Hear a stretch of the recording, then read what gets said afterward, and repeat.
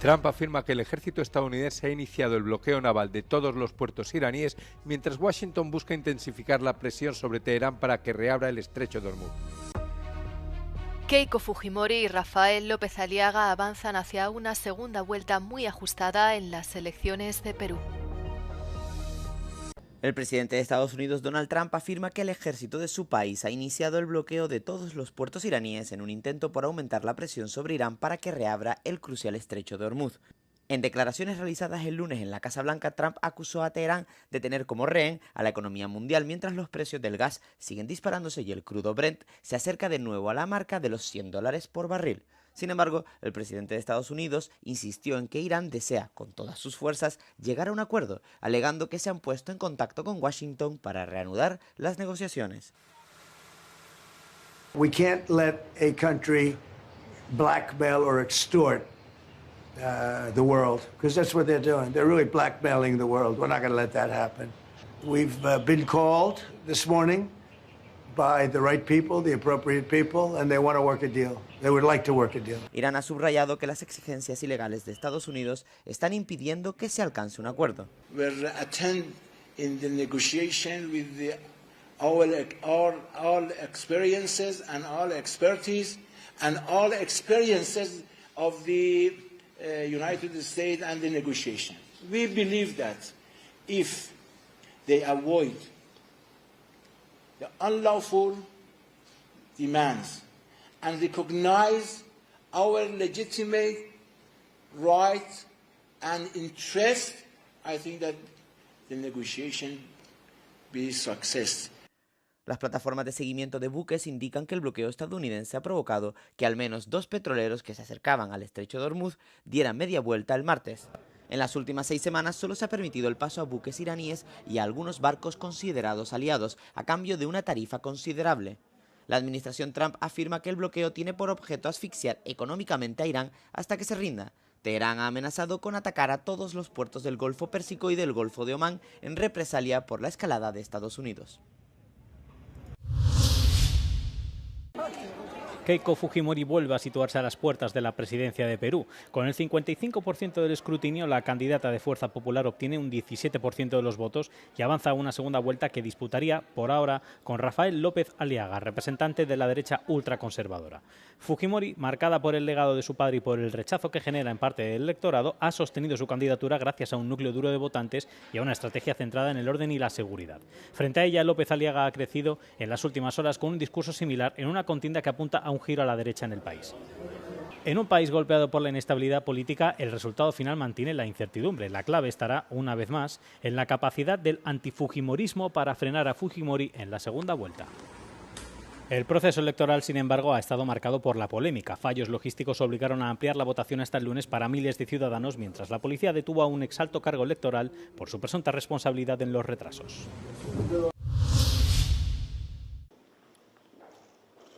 Polonia y Corea del Sur acordaron el lunes elevar la relación bilateral entre ambos países a una asociación estratégica integral. El primer ministro polaco, Donald Tusk, se encontraba en Seúl para una cumbre con el presidente Lee Jae-myung. Tusk y Lee debatieron una amplia gama de temas, centrándose principalmente en la ampliación de la cooperación en materia de defensa. Polonia y Corea del Sur se disponen a intensificar su cooperación en la industria de defensa en virtud de un acuerdo marco por valor de 37.827 millones de euros firmado en julio de 2022.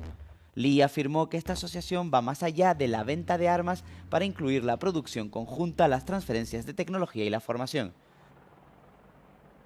Tusk describió a Corea del Sur como el aliado más importante de Polonia después de Estados Unidos, especialmente en la industria de defensa.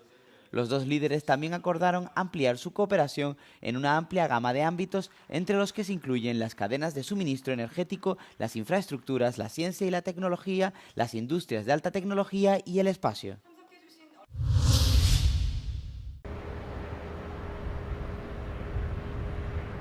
Los precios internacionales del petróleo se dispararon el lunes tras el fracaso de las conversaciones de paz entre Estados Unidos e Irán durante el fin de semana en Pakistán y tras el anuncio del ejército estadounidense de un bloqueo del estrecho de Hormuz. El crudo Brent y el West Texas Intermediate volvieron a superar los 86 euros por barril. El ejército estadounidense afirmó que el bloqueo, que abarca todos los puertos iraníes, comenzaría el lunes a las 5:30 hora local en Irán. Los precios del petróleo han estado fluctuando, ya que el tráfico marítimo a través del estrecho se ha paralizado prácticamente desde finales de febrero. El crudo Brent ha subido desde unos 59 euros por barril antes de la guerra hasta superar en ocasiones los 101 euros.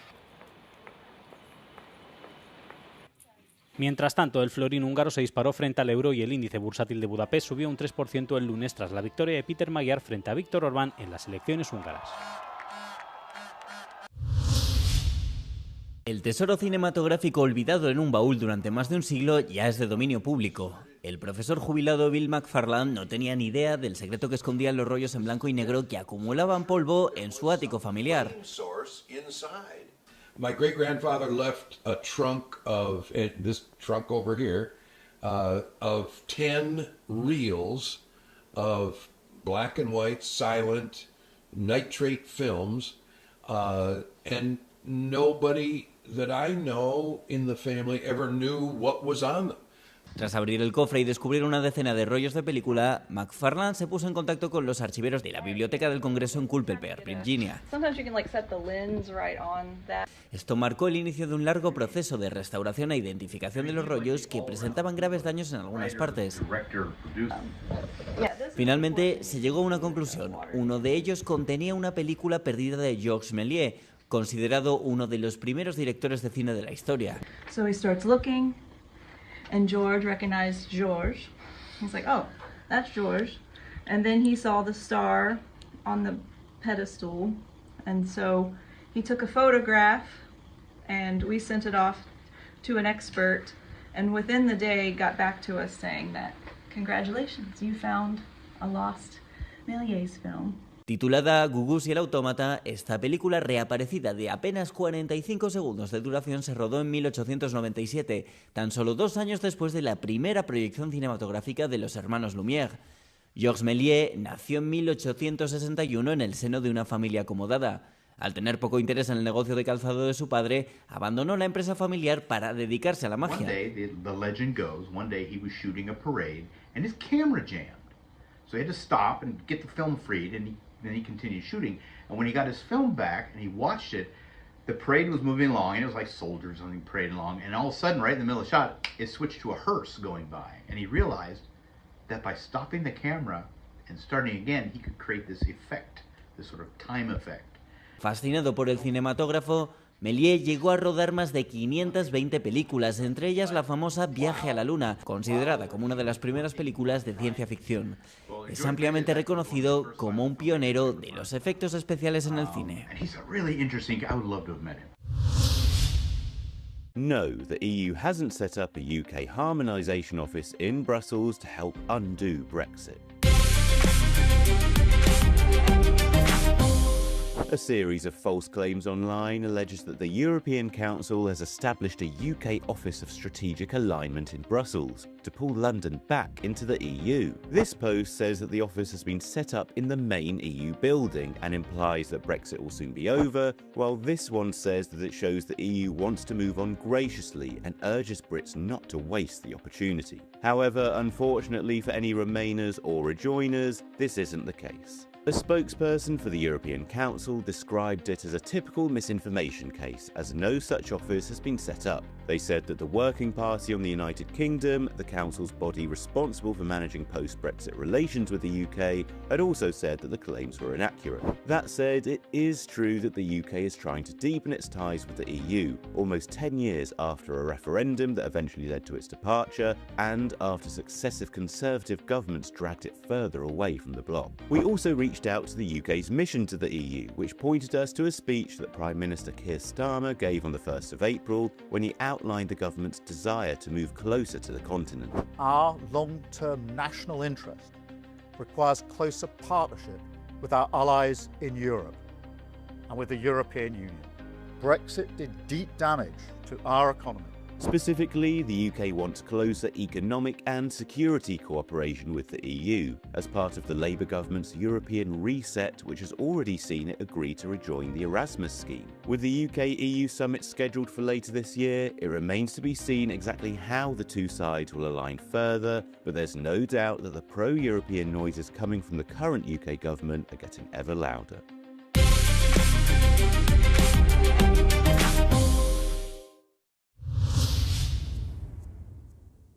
¿Cómo afecta el COVID prolongado a la economía de la UE?